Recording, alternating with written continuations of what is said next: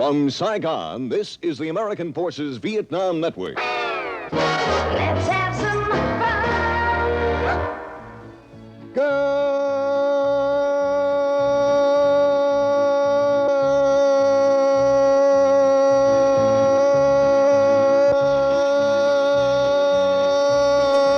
Good morning, Vietnam. Welcome to the Dawn Buster.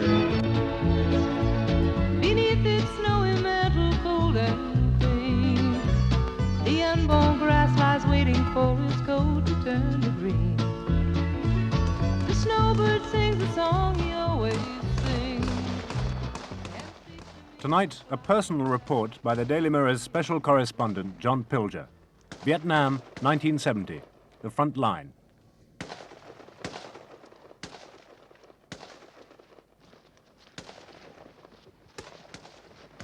I hadn't been to Vietnam for 3 years. The war, after all, is a bore, so why go back? What is there left to say? Surely we've seen it all on telly. But our boredom has not made the war go away, so I've come back for the final act. No blood, no atrocities, just the rejection of the war by those sent here to fight it. Just the quiet mutiny of the greatest army in history. This is Snuffy, some 8 miles from the Cambodian border, in a wilderness of jungle and mud controlled by the North Vietnamese and the Viet Cong. Snuffy is a beleaguered fort, defended by the 1st Air Cavalry Division. The scene there looks so familiar, like a faded snapshot of another war we wish to forget half a century ago, with its trenches and mud and barbed wire and boredom and young men and their puppies. Snuffy is important because it's the end of the line for the grunts. They are the 18-year-old drafted kids, the national servicemen on whom the entire army depends. They are the ones to whom the buck has finally passed from the president and the Pentagon and the career men who catch colds in their air-conditioned command posts. Out of 400,000 American soldiers in Vietnam, only 80,000 fight, and almost all of them are grunts.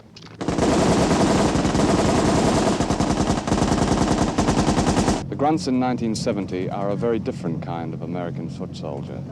They are mostly from a world unknown to their commanders. They are the graduates of an American rebellion that stemmed from the war they have been sent here to fight. And quietly but massively, they have brought that rebellion with them here to Vietnam. For the grunts are unraveling the very fabric of the military. They are growing their hair, wearing love beads, smoking pot, flourishing the V sign of peace. And some are refusing to fight. The young men you see in this film are not a selected, griping minority. I've spoken to hundreds of young soldiers, and the rebellion they feel so deeply is everywhere. To stop spread of communism. I don't want to see communism spread all over the world, but nothing I can do about it. Just stay here and do my time, which I'm gonna do. Get out of Vietnam, go back to the world. I couldn't see any purpose in the war back home. It never explained to me why we're actually here. And I really had nothing against these people. I want to kill them. And you go out in the woods and they'll shoot at you first. You'll see them, they'll shoot you if they get the chance. You have to shoot at them first. It's really bad. I still don't know why I'm here. That's God's truth. 3 months and I don't know why I'm shooting these people. Today is the day. The grunts are the wheels of the Green Machine, the name they give the military. The Green Machine is comic book America with flesh on it. Today is the day for you to let people... A wonderland of heroes and slogans. In the Green Machine, a grunt doesn't seek out the enemy, he goes hunting for gooks. The Green Machine plays games, like Wandering Soul. Wandering Soul is a tape that has been put out by the Psychological Operations Battalion and Benoit. It's used by the operating divisions and separate brigades to broadcast a rally appeal to the Viet Cong. The tape itself is a rather weird one, with the funeral dirge music in the background and a father talking to his children saying he's died on the battlefield and he's trying to encourage his comrades to rally and join the just cause. The Vietnamese people worship the souls of their ancestors, but this wandering soul is very different. It was conceived in an echo chamber by the US Army and is broadcast from a helicopter over jungle where the gooks are supposed to be hiding.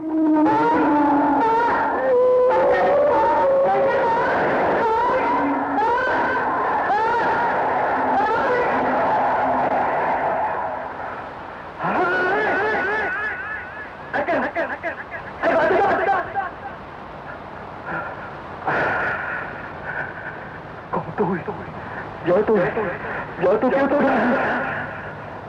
Ba đã về với con đi. Tôi đã về với mình đây. Nhưng tôi còn đâu mảnh hình hài nữa. Tôi đã chết rồi má con bay ơi. Tôi thảm thương biết chừng nào.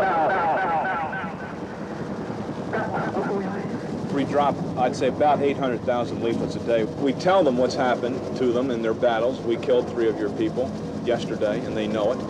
We tell them also that you're going to be killed into the future. You could be killed, and why?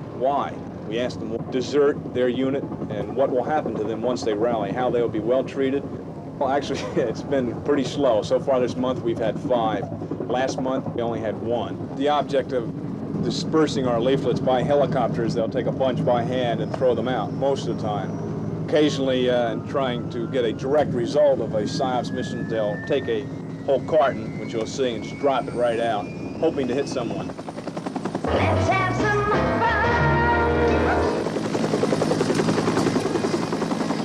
You've got pride, and you're really proud of what you're doing and proud of seeing what you have done in the past.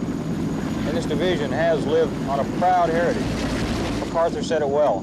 This division is first in almost everything. General George Custer was in the cavalry, and now instead of rattling sabers, we have rippling rotor blades. Lifers and grunts, the career men who command the rear, the kids who hold the front. A lifer is a person that wants to make a career out of the Army, that they sit back in air-conditioned rooms and say, okay, you guys go out there and fight the war.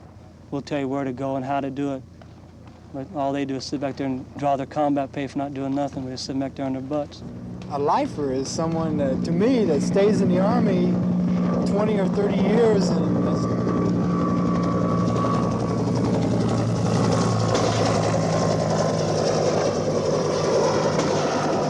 20 or 30 years, and that's just his job. That when you come in the Army and you're a grunt like us, well, we're just out in the boonies, humping the big pack and all, fighting the Viet Cong and the NVA. Who does the fighting, the grunts or the lifers? The grunts. There are some lifers out there with us, but they don't see too much action on them. Very few. Lifers are always in the rear trying to run everything out in the field, and the grunts out there trying to do the best you can. Like the lifers is say like they're back here and like they say go to this hill and this hill. They don't look at the terrain and everything and how rough it is and everything. And the grunt's the one that has to go through all the hell. Grunt has to do the fighting. Yes. Out on patrol, 28 days out in the boonies, the green machine jargon for the bush, where the Indians are. Days of boredom, seconds of terror, a mile a day, waiting to be shot at, waiting to step on a mine, boring waiting.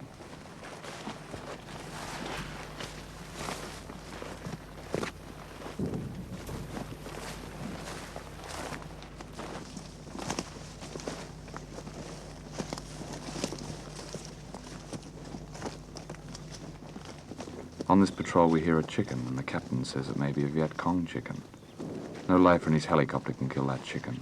Only the grunts can kill that chicken, and its owner. On this patrol the medic says to me, "Hey man, why doesn't TV show how boring this war is?" I'm Army Sergeant Roger Clay Ashworth. Have a good day now.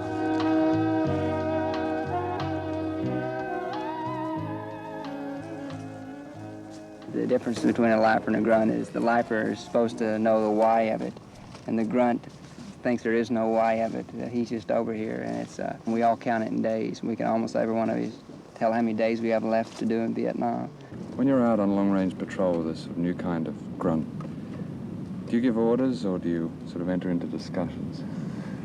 It's a combination of both. It's not near as many orders as I thought it would be.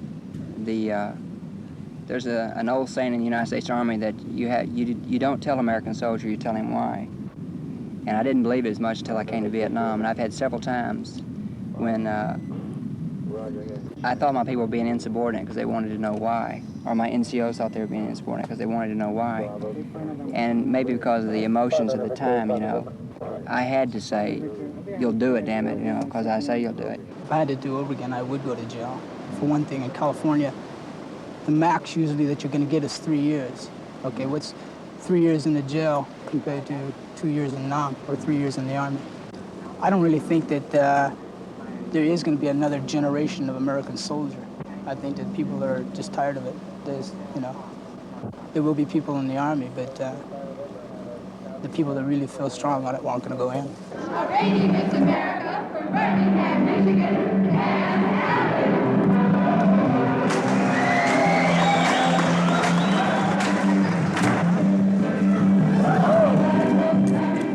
Out of the sky drops Miss America and her friends, just for the grunts.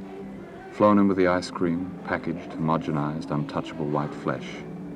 Fodder for dreams of home.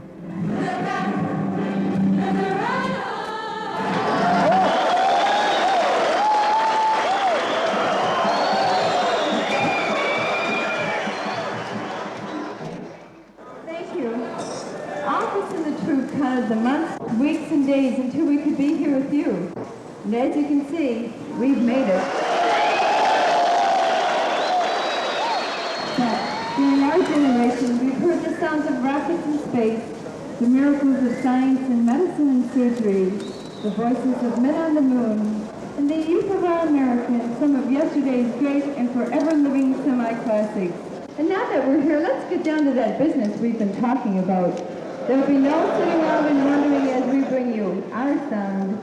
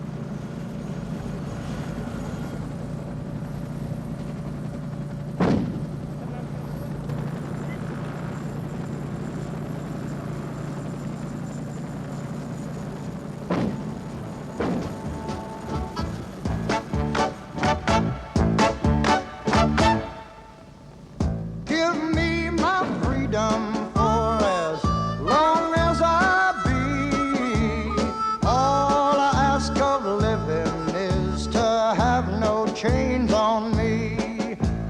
All I ask of living is to have no chains on me. And all I ask of dying is to go naturally. You only wanna go naturally. Here I go!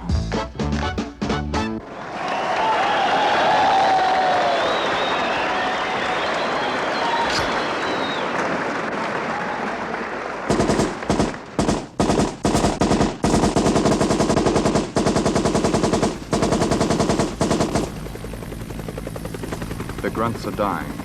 At a level acceptable to both the American military and the American public.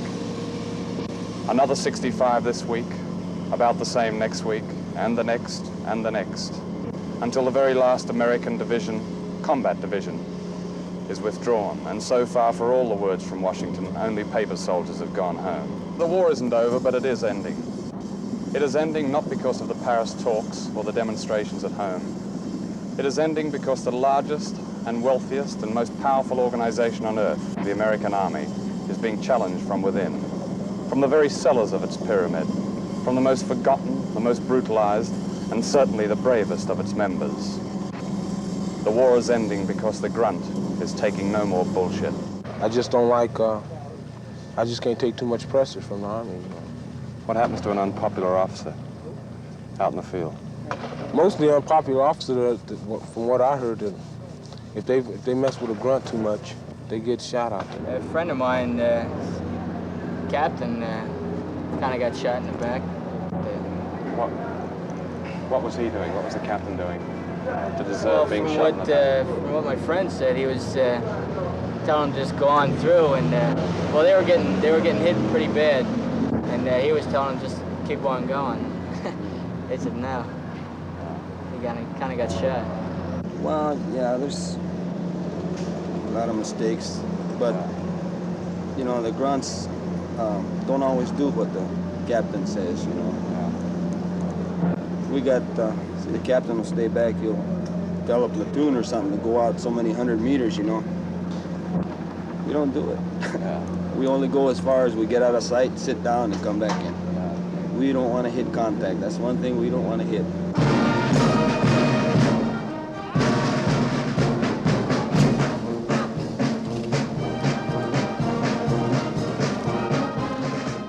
The Vice President of the United States, Mr. Spyro T. Agnew, arrives in Vietnam. He visits the presidential palace in Saigon. Here he gives the President of South Vietnam a gift-wrapped filing cabinet, a token of his esteem. Are you in need of a friend? Someone who tells you things, important things. Someone who offers you a wide degree of interests. Sports, good books, interesting stories, girls. Well, the Stars and Stripes could be considered a friend. After lunch, he will fly by helicopter to the heavily fortified American embassy. There he will meet the American ambassador and American generals and pass out ballpoint pens and posthumous medals. Tomorrow he leaves Vietnam, having been assured that all is well. He will meet no grunt. A few months ago, when I was in the United States, this letter was given to me by a woman who lives in a small town in Ohio. The letter was written by her son Kenneth while he was serving in the infantry in Vietnam. I'd like to read it. Hello, Mom. Well, the shit has really started here. I've been in combat 2 months now, almost since the day I got here. I'm so confused about it, all I think some days is I'm going crazy. These people, the gooks, hate me, hate us all. So why am I almost dying for them? All the guys who are putting themselves on the line are grunts like me. We don't think this war is worth dying for. We don't think the lifers who won't fight are worth dying for. We've talked this out and we've decided to tell the company commander we're not walking into that bush again. At least we'll go to jail where it's safe. The afternoon Kenneth wrote that letter, he was killed. The telegram his parents received said he had died a brave man while storming a Viet Cong bunker. The medals they received said much the same thing. And the box they received, in which their son lay, was marked this way up, unviewable. How many Americans have been killed and wounded in Vietnam? Through the 22nd of August, 43,418 U.S. killed. How many U.S. troops are presently in Vietnam? How many U.S. troops are presently in Vietnam?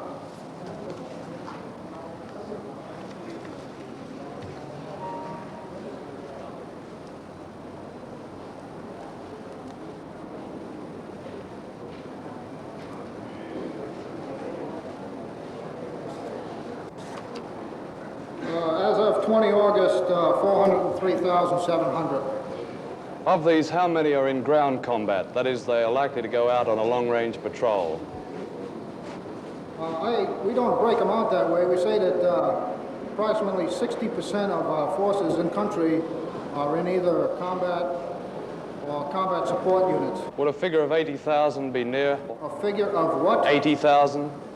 I don't really know off the top of my head. I'd have to take that question. Do you have a proportion of this for drafted men in Vietnam? No, we have no proportions on what constitutes breakout of draftees or enlistees. There possibly may be at Department of Defense. We don't have it here in country. How many American casualties have been caused by mistake in the field? Do you have a figure for that? I'm sorry, I don't understand your question. How many American casualties have been caused by mistake or accident, either in the field or on the base? You're asking me for how many casualties by mistake or accident? Yes. I don't have the statistics here, I don't believe, but would you rephrase the question because I don't quite understand. Well, for example, when a man is killed by a friendly rocket, that is a mistake. How many people have been killed by mistake rather than have been killed by the enemy? I see. You're excluding. You're now excluding any accidents like aircraft accidents or automobile accidents or this type. No, including all those, all accidents, all mistakes. I don't have those statistics. There's no breakdown. I'll find out for you. Can you tell me what the desertion rate is for servicemen from Vietnam, or on leave from Vietnam, or on R&R for Vietnam? I don't have that figure with me. What you have just seen is the daily press briefing for correspondents in Saigon. There are 444 of us here this week, although very few bother to come to what is called the 5 o'clock follies. The reason they don't come is that they don't learn very much here. For 5 years, the follies have gone on with much the same theatrical staying power as a West End farce. Every day, the same evasions, the same euphemisms, the same jargon. For ordnance, read bombs. For interdiction, read blasting away at nothing in particular. The other week, the fire-base Ripcord had to be evacuated. It was, perhaps, one of the major defeats of recent months. It was referred to here as a redeployment of troops. I've heard it said that the object of the follies is to lull the press into laziness and boredom. Just give them the old body count and they'll print it. And it's interesting that no major American newspaper ran the story of the massacre of Pinkville until competition forced it to. And one TV network is still using the same battle film over and over again. Perhaps this is why the war is such a bore. My name is Colleen and I'm from Wisconsin. Anybody here from Wisconsin? No, with all you people? As part of GAP, the Grunt Appeasement Program, at least that's what the grunts might call it, the donut dollies arrive at Snuffy. Donut dollies are girls of the American Red Cross sent to the front line to play games with the grunts. Good, clean novelty games, like Monopoly, Quizzes, and Blind Man's Bluff. Okay, what we're going to do is ask you toss-up questions on trees, okay? Here comes the first question. Who cut the wilderness trail to Kentucky? Daniel Boone, this side. However, the novelty could be wearing off. The other day, a donut dolly was blown up by a grenade, and another was stabbed to death by grunts. This one nobody's ever gotten, so it's going to be 20 points. What is the name given to the byproducts of the forest, such as turpentine and resin? Sundries. What? Sundries.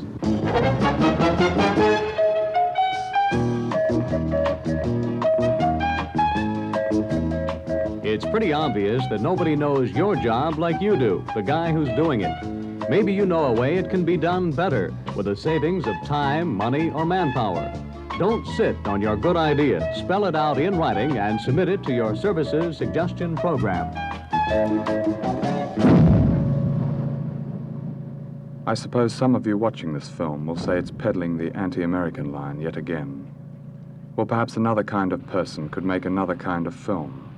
But I've lived in America and I've been in the mud of America's war in Vietnam. And I do know that thousands of young American soldiers, like the grunts of Snuffy, are fighting an enemy that isn't called Gook. It's called the U.S. Army. And that takes guts. Out on patrol, one of my friends was the medic. And when I was leaving, he said to me, "Hey man, tell them back in the world we're coming home, and we're never coming back." I don't like violence. I try to stay out of much violence as I can, because violence is something violence is nothing to play with. You got to live your life the way you want to live it. If you want to live it in violence, you live it in violence. If you want to live it in peace, you live it in peace. And that's how I live my life, peace. There's a woman traveling with two men. They opened fire on us, we had to shoot back, you know. I think it's bad to have to kill women and children, but over here it's necessary. Definitely against violence, but, you know, it's just a 2-year span. I go back home, back to the old ways. Yeah, I'm thinking about my girls. I got a telegram 2 weeks ago and she died. It was a really bad thing. We were planning on getting married and everything. I really ruined a lot of my plans, you know. Now I just want to go home, start all over. My wife's going to have a baby next month. I'm really looking forward to going home now. That wraps it up this evening on $1 Million Music from the Big VN, saluting